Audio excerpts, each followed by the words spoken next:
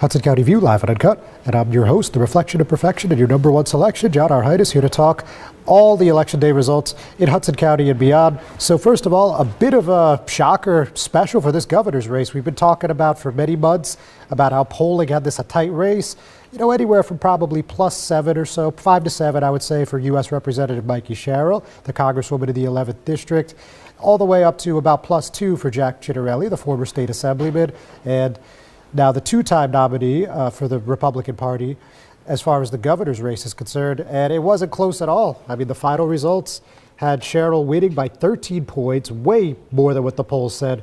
And of course, she won with an overwhelming plurality in Hudson County, about 3-1. So that's not a surprise, but the overall result certainly is. And we have two runoff elections for mayor.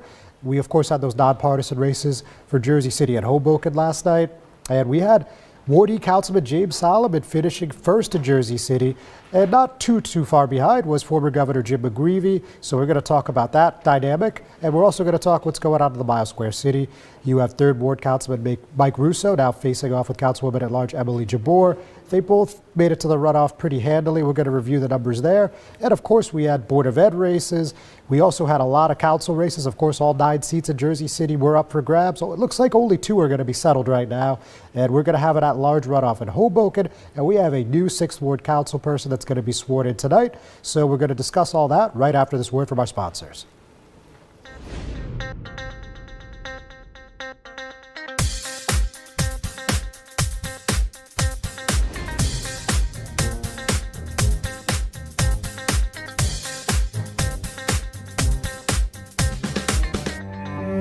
No one plans on heart disease, but everyone should have a plan for it. We help patients of all lifestyles and medical histories plan for healthy hearts. We offer convenient screenings without judgment, hundreds of preventive programs, and women's heart specialists. And we're the largest cardiac surgery program in New Jersey. Make plans for a healthy heart with RWJ Barnabas Health. Let's be healthy together. Consumer Carpets, 3408 Kennedy Boulevard in the Jersey City Heights, your one-stop store for residential and commercial floor treatments, carpeting, linoleum, tiles, laminates, hardwood floors, area rugs, remnants, all major brands, all in stock. Free estimates, same-day installation. Consumer Carpets, it's savings, selection, installation. Credit cards and debit cards accepted. Financing available. Consumer Carpets, price to fit your budget, installation to fit your schedule. On the net at consumercarpets.com. Consumer Carpets, Jersey City, 201-792-27.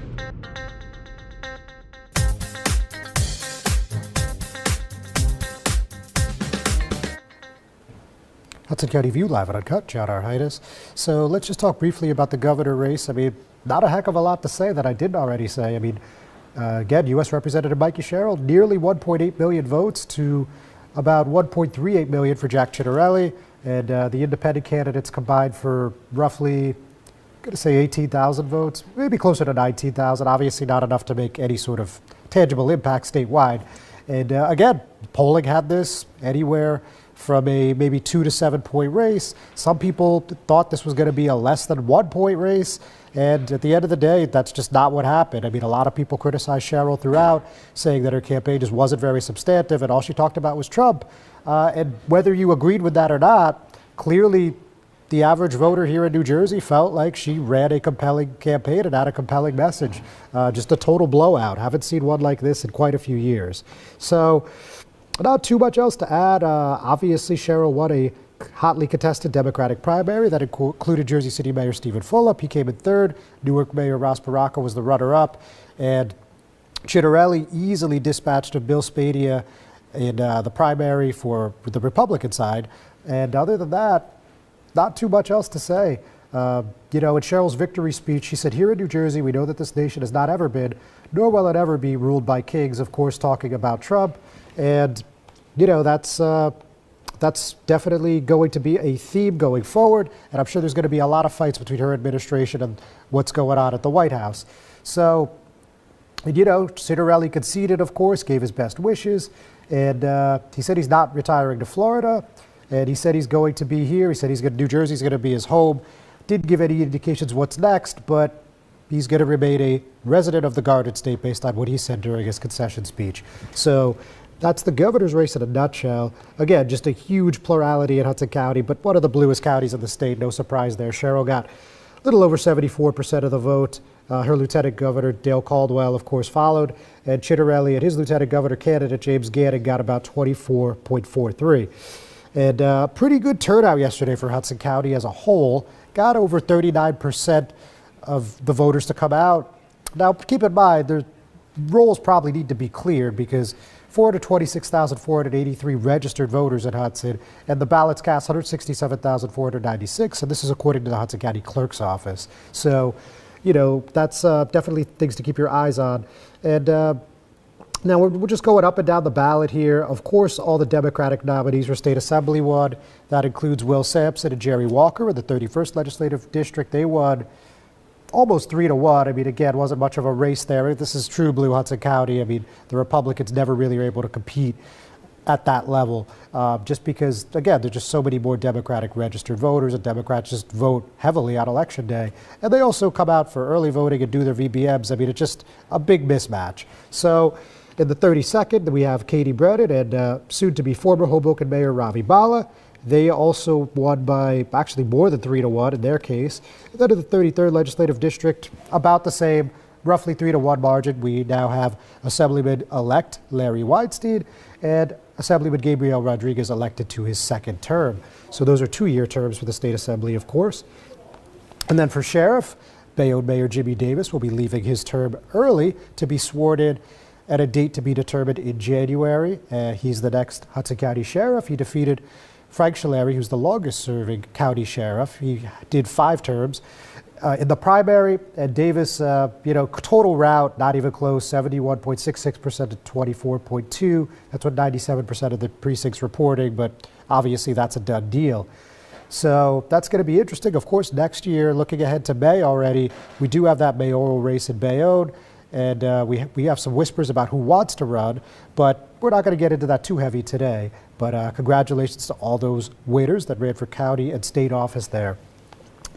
Now, we haven't talked about it yet, but the Bayonne Board of Ed was a pretty decisive race. The incumbents won pretty easily. There was only one challenger this year, and she only got about half the vote of the incumbents, Mary Jane Desmond, Hector Gonzalez, and Sam Maggio. So that was not particularly exciting. And then even the 2-year term was uncontested, and William Bill Young, of course, won that seat again. It was just a one-person race. We had no contested races in East Newark. Those council seats are what they were before. And same thing in Guttenberg. Wayne Zitt remains the mayor, and his council ticket of Rich De La Fuente, Monica Fedora, John Haberman, obviously they all won too. No opponents there, so pretty easy. Same thing for their Board of Education. That's Marisol Montanez, Angela Travelli, and Taylor Rogers. And there was actually a 1-year term up as well, and that went to Tracy Rivera. And believe it or not, there was even a Harrison Council race that had Michael Dooligan become the new representative in the 4th Ward. And on top of that, we actually had a race for Kearney Mayor, and Carol G. Doyle won easily, beat Cindy Ferrara by about a 2-1 margin. So there actually was a little activity in West Hudson last night, but I mean, you wouldn't really know it talking to the average person in the street. Of course, all the action was in Jersey City and Hoboken for most of us political insiders. But with that, we're just going to take a quick break before we jump into it. We'll be right back.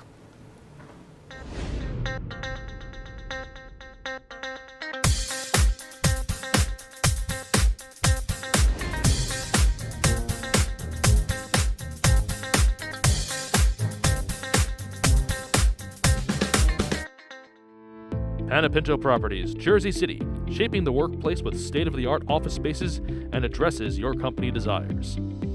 Building residences that define your home environment, adjacent to all modes of transportation with on-site parking available. The right address, the right lease. Call 201-521-9000 or visit online at panepintodevelopment.com. Panepinto Properties, building Jersey City for everyone. Burns Brothers Memorials, Monuments, and Markers, 787 Tunley Avenue, Jersey City. Hudson County's only monument maker, serving all faiths and cemeteries. Design, studio, and launch inventory on site. Cemetery inscriptions and custom orders welcome. Burns Brothers Memorials, Monuments, and Markers, 787 Tunley Avenue, just south of Secaucus Road. Craftsmanship that will last for all eternity. Burns Brothers, Jersey City, Albert H. Hopper, North Arlington. Visit us on the net.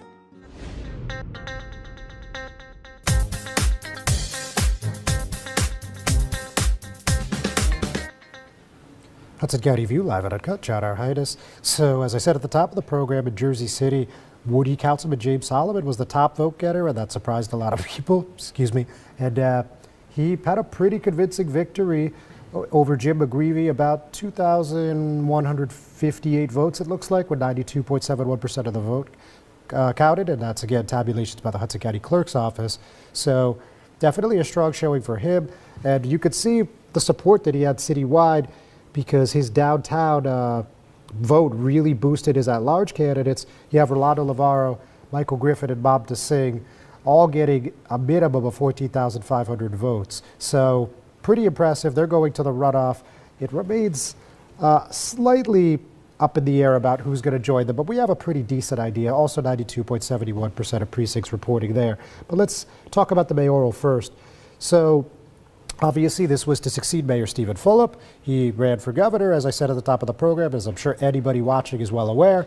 And, he's not taking that big job across the river for this New York City-based nonprofit, and that's going to happen at the beginning of the year.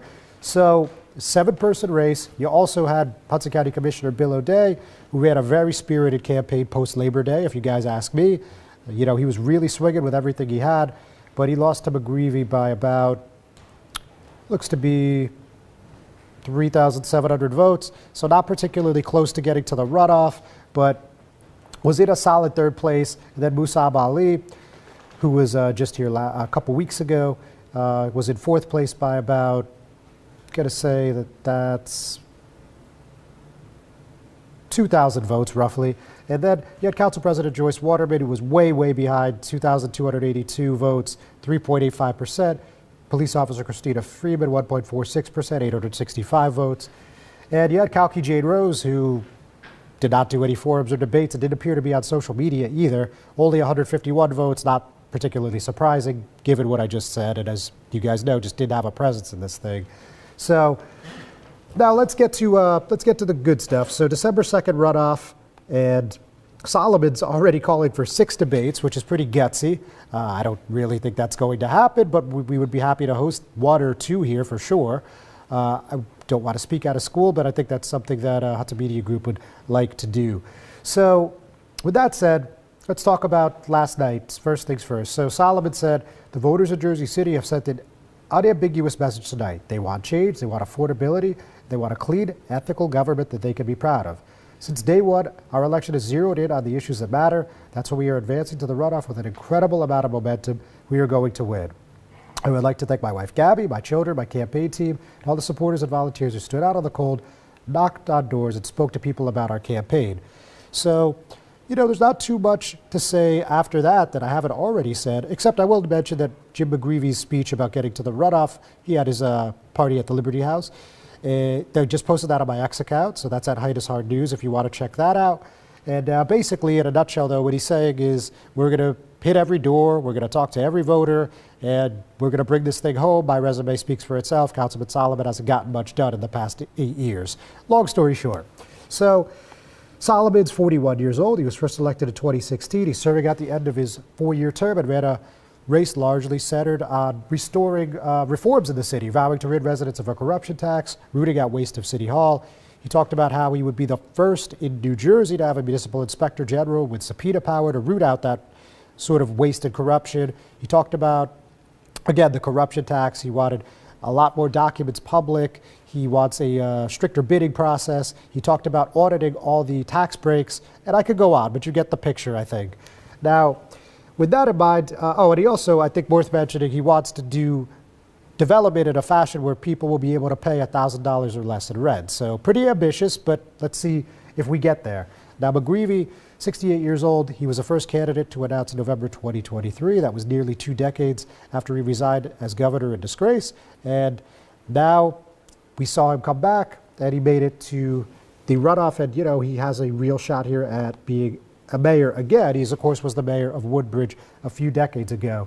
So While he had to stave off a lot of attacks about his record, mostly from O'Day, but some from Solomon as well, he just stayed focused on the message, didn't seem interested in playing in the mud at all.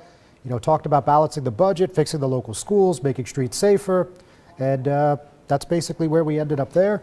We also heard a little bit from O'Day last night. He had that watch party at The View. He said, "I want to thank the people of Jersey City for exercising their right to vote, making their voices heard in this election. At this point in time, there are more votes to be counted, and several of our council candidates appear to be heading to runoff elections. We're facing an uphill climb in the mayor's race. It's critical that every vote is counted. It will not have official results tonight, so we will release more information as it becomes available." So we're going to talk about the ward race runoffs as well as what's going on at large when we come back from break. But also, congratulations is in order for Elena Little. She is the Wardee councilperson-elect. She will succeed Solomon. That's pretty much set in stone. And also, it's definitely set in stone that Frank Educational Gilmore, the Ward F councilman, will serve a second term. He won handily in a three-person race, and Little and Gilmore both got over the 51% threshold. So it looks like those two races are wrapped up, but we got 4 more ward races, and we got 3 at large. We still have 7 Jersey City Council races to go. So there's a lot going on. Not much was settled last night, frankly, and we're going to talk about it when we get back.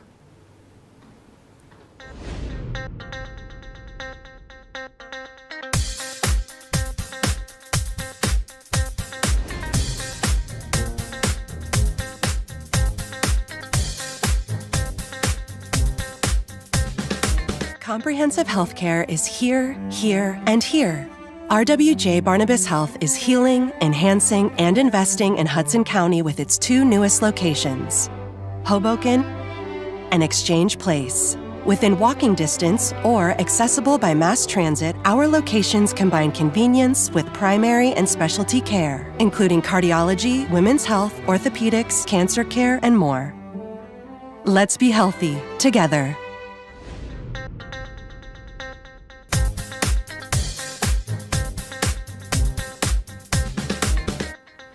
Hudson County View live on Uncut, Chad Heinis. So we're still sinking our teeth into the Jersey City municipal elections. Again, that December 2nd runoff for mayor is going to feature James Solomon, the Wardee councilman, and Jim McGreevy, the former governor, who also was a former mayor of Woodbridge, and he served as a state senator and a state assemblyman as well. So that was the result a lot of people were expecting from day one. But what a lot of people weren't expecting is these at-large results. So Solomon slate, again, very much in the lead, but it looks like they're going to be doing it again. And Rolando Lavarra, who you guys know is a former council president, 15,761 votes, top vote getter. Not far behind was Michael Griffin, 14,802. And then in third is Bob DeSing, 14,528. Again, they all ran on Team Solomon. Now, it's quite an interesting dichotomy when you break down 4th, 5th, and 6th. Of course, at large, you have 6 people go to the runoff since it's 3 seats. So, interestingly, right now in 4th place, it looks like we have Tina Knowles, who ran with Musab Ali, but is actually an aide to Gilmore, 10,529 votes. And then just a hair behind her is Meredith Burns, who ran with McGreevy, 10,484 votes. And then just incrementally behind her is Councilman at Large Daniel Rivera, who ran with O'Day, 10,441 votes. Now, that's 92.71% of the vote tallied, so those results could change. And Kristen Zadroga-Hart, who also ran with O'Day, got over 10,000. So there's a few things that are in flux there. So when we get the final results, we'll obviously let you know. But as of now, that looks like the 6. Now, Ward A, which for whatever reason has the least amount reported out of all the wards, so that's 91.18, which is a lot, but obviously that's almost 10% outstanding. So the interesting thing here is Brandy Ward, who ran with Jim McGreevy, didn't really have a big presence in the press, didn't do a lot of social media from what I saw, but just had a tremendous turnout and was the top vote getter, 2,321 votes, 26.43%. Councilwoman Denise Ridley actually might end up winning. It's a real seesaw match. She's actually 2,339 votes, 26.63, but again, that's with nearly 9% of the vote outstanding. And Pam Johnson, who ran with O'Day, got 23.17, 2,035.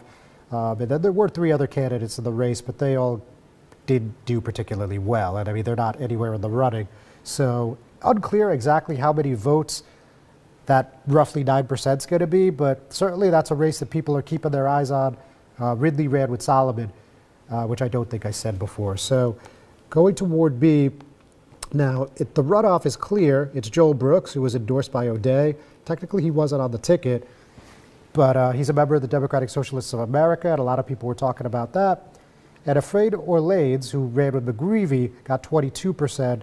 Again, that's 24.46% to 22.01%. So definitely a race that people thought Brooks was going to run away with, but ended up being a bit competitive at the end. Both the candidate running with Musab Ali, Idris Sahidi, and Lorena Loaiza, who ran with Solomon, both got over 1,300 votes. So definitely an interesting dichotomy in B. And you can't say the turnout was low, 7,666, but that's 94.29% of the precincts reporting. So that'll probably break 8,000, if not just shy of. And then another race that had some surprises was Ward C. Now, this is with all precincts reporting, so this is the runoff. Councilman Rich Baggiano, 26.76, 2,164 votes. Tom Zupa just right behind him, 55 votes, 26.08%, 2,109. But Shahab Khan, 24.96% of the vote, 2,018 votes. So he was right in the thick of it. He ran on Musab Ali's ticket. Dawn Giambalvo actually didn't do bad either. She got 1,769 votes. She ran with Solomon, but obviously she's well out of the running to make it to December. So again, that matchup is going to be Councilman Rich Baggiano against Tom Zupa, who ran on O'Day's slate. Now, D was a bit of a cloud car, just in the sense, just a big crowded field, 5 people. And we have Catherine Healy, the top vote getter. She's the daughter of former Mayor Jeremiah Healy, 26.46%, 2,210 votes. Jake Efros, another Democratic Socialist of America candidate. He ran as a complete independent, not tied to any mayoral candidate, and 1,949. Patrick Ambrosi was about 300 votes behind him. He ran with Musab Ali. And Veronica Kazua ran with Solomon. She was in a pretty distant 4th place. And then Elvin Dominici, who ran with O'Day, just cleared over 1,000 votes, so he came in last there. So definitely very interesting what we saw in these ward races, a lot of surprises. And before we get into Hoboken and call it a day, also worth mentioning that we had a split ticket for the Jersey City Board of Education. President Noemi Velasquez, top vote getter by quite a bit, 17.14%, 17,522 votes. That's with 92.71% of precincts reporting.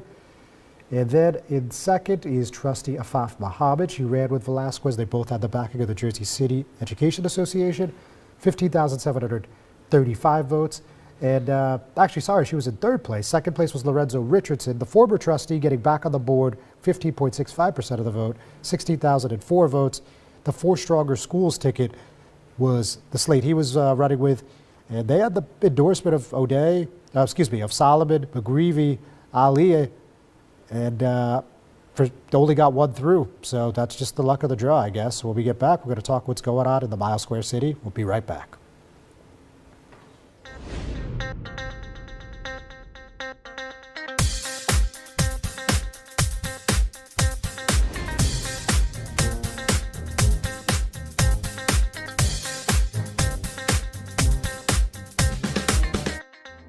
Newport, the luxury waterfront community on the Hudson River, offers a quality of life you deserve in one of our many high-rise towers. With amenities such as the on-site Newport Path, light rail, Newport Town Square, 3 playgrounds, dog run, upscale restaurants, retail giants like Kohl's, JCPenney, Macy's, and Target. Morton Williams and Acme Supermarket are just outside your front door. A health and fitness center, skating rink, and medical facilities are also on site. Enjoy the New York skyline from our waterfront and various parks. Manhattan is just 1 pass stop away, or quick ride through the Holland Tunnel. Nursery and private elementary schools all on site. 12-screen movie theater at the Newport Center Mall. Looking to visit? Stay at the Westin or Marriott Hotel. For more information, visit us at newportnj.com. Make lasting memories to cherish forever. It's incredible. It's you, Newport. Live like you want.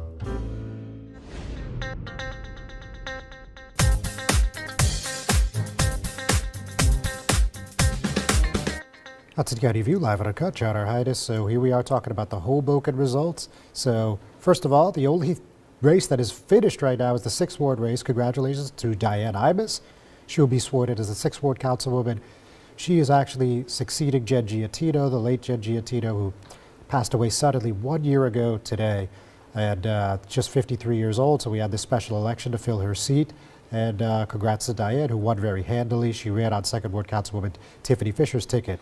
Now, the rest of it is not as clear, but what we can say for certain is that the runoff is going to be Councilwoman at Large Emily Jabbour against 3rd Ward Councilman Mike Russo, as I said at the top of the program.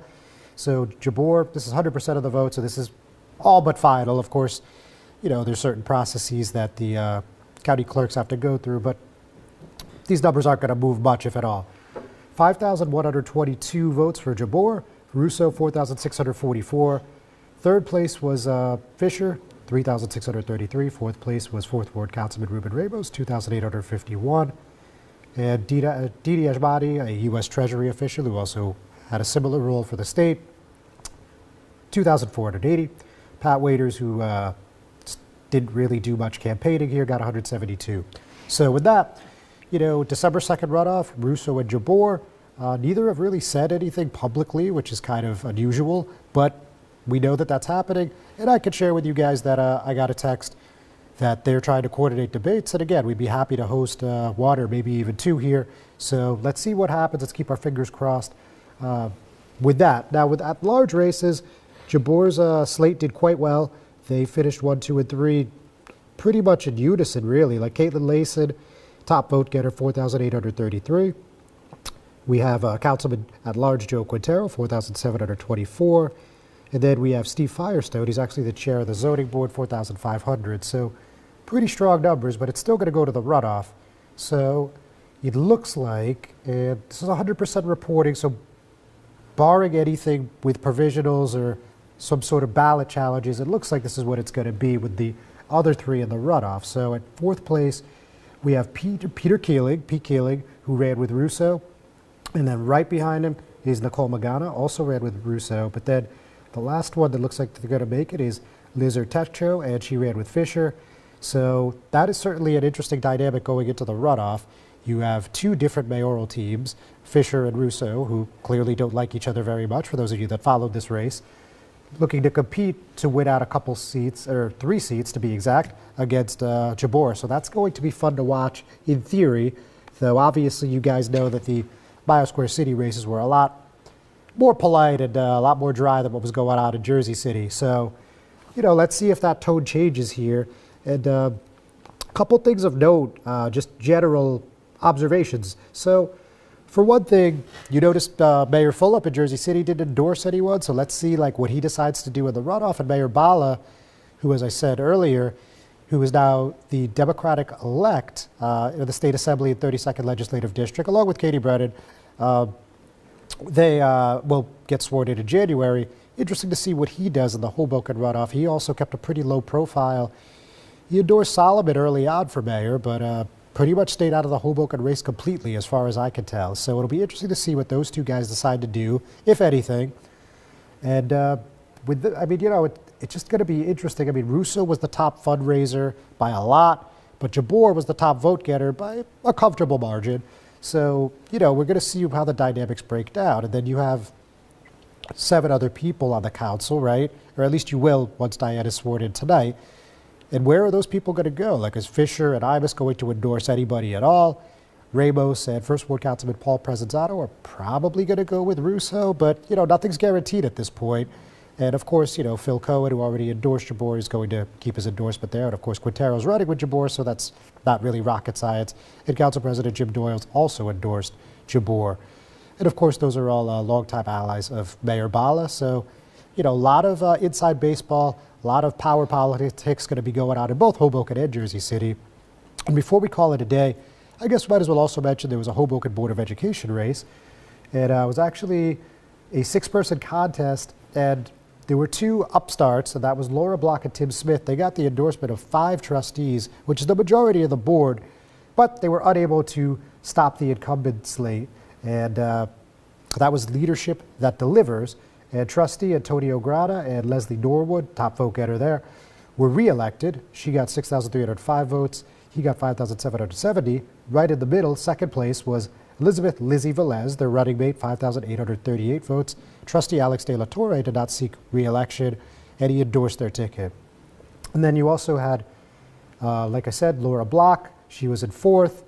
She was behind by about 600 votes, so not too close. Close, but not enough where we don't know the result. And then her running mate, Tim Smith, came in fifth. And last was an independent, Russ Koifman, who was way behind with 3,018 votes.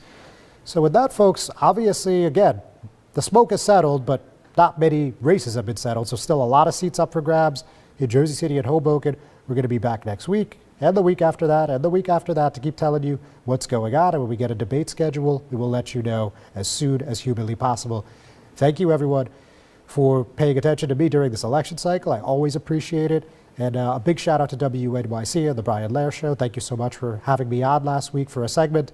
And we're just going to keep you up to speed every step of the way. Thank you so much again for watching me, for reading me, for listening, paying attention. We're going to keep on doing it through December 2nd. All right, folks, we'll see you next week.